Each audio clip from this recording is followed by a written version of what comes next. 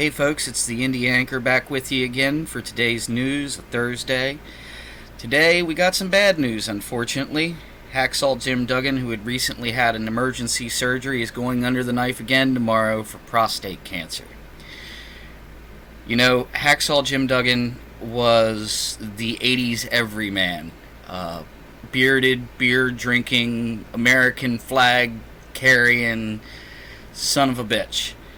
Snorted enough Peruvian marching powder to take down the Titanic. He was an icon of 80s America. So we wish him the best. We hope everything goes well. And what more can be said? He's an absolute fucking legend, and hopefully he pulls through this. This isn't the only cancer announcement we've had this week with good old JR having skin cancer. But on the positive side, JR is expanding his brand. Not only can you get JR's famous barbecue sauce, now you'll be able to get JR's weed. He announced today he opened up a pot farm in his Oklahoma state. We'll see how that goes. Maybe he'll get with RVD or Val Venus and The Godfather and, sell them their weed for their brands. Who knows? More sad news from Ring of Honor, unfortunately. Their video library has been up for sale for apparently a year now, which is a pretty good indicator that the company is going to fold. Even though that they're saying they're going to be back in April, this makes it even more sketchy as to whether they will or won't. So, we'll see.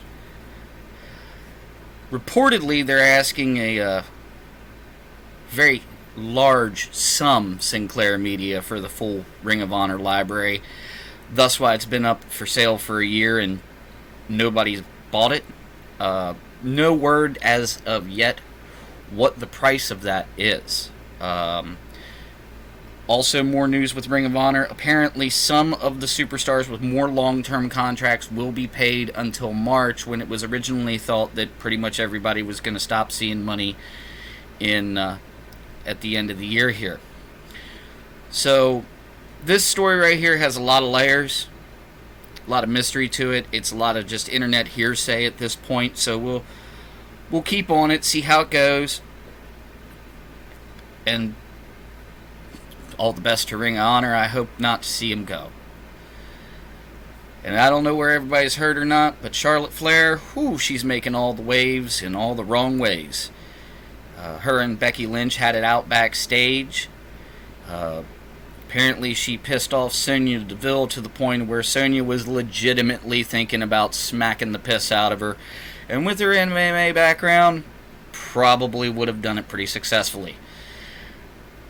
Yet again, after Andrade left, which most of you know is her betrothed, engaged, fiance, whatever you want to fucking call him, you had to think with Andrade leaving, her father leaving, that she was probably only going to make it to the end of her contract anyway, but she has several years left on that, so we'll see what happens. They've taken her out of all media appearances, which I'm sure they did to keep her mouth shut, because frankly, she's never been shy about sharing her feelings, positive or negative, about her associates or the WWE, so they probably just wanted to keep her out of the limelight, to keep her mouth shut, but we'll see how this goes. She might end up getting a release. Though if WWE does that, that would basically just be handing Charlotte Flair to AEW. Lord knows they don't want to do that.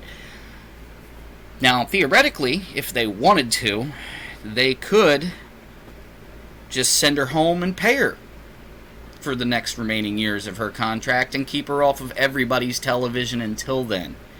It would be a dick move, but again, it's the WWE, and Vince McMahon is known for dick moves.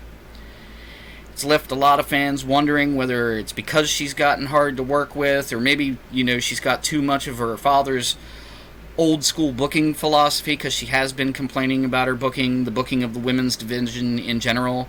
Yet again, this is another one where we just got to see where the tunnel goes, and I don't know whether to wish the best for Charlotte. I've never actually been a fan of hers. She always seemed like a bit of a prima donna, a diva to me.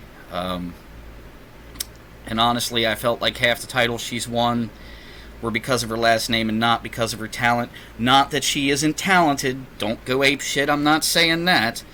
She is a talented wrestler, but if she didn't have that last name, would she be a 11-time women's champion? Probably not.